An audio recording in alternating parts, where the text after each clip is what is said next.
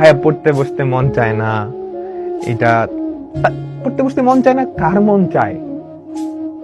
তাই না? পড়তে বসতে আসলে কারোই মন চায় না, দুই একজন স্পেশাল বাদে জোর করে পড়তে বসতে হয়। কারণ তুমি যদি এটা করো, কারণ তুমি দেখো বাংলাদেশ আমাদের মধ্যবিত্ত নিম্ন মধ্যবিত্ত একটা দেশ, তোমাদের যারা আছো ম্যাক্সিমামে কি নিম্ন মধ্যবিত্তেরই ফ্যামিলি, তাই না? তো তোমার ফ্যামিলির সবাই, বাবা মা সবাই কিন্তু এক্সপেক্ট করে যে তোমার থেকে তুমি একটা ভালো রেজাল্ট করবা, ভালো কিছু একটা করবা, তাই না? তো এইটা, এই যে বাবা মায়ের মুখে হাসি ফোটানোর সবচেয়ে বেস্ট ওয়ে হচ্ছে স্টুডেন্ট লাইফে তুমি কিন্তু টাকা কামাইলে তারা খুশি হবে না। তুমি 1 লাখ টাকা পাইছো, 1 লাখ টাকা লটারিতে পাইছো, 1 কোটি টাকা পাইছো, এটার থেকে বেশি খুশি হবে যখন কি দেখবে ছেলেটা বা মেয়েটা নিজে থেকেই পড়তেছে, স্কুলে ভালো করতেছে, কলেজে ভালো করতেছে, এইচএসসি তে ভালো করছে, অ্যাডমিশনে ভালো করতেছে, বুক ফোলায় বলতে পারবে সবাইকে। হ্যাঁ, সো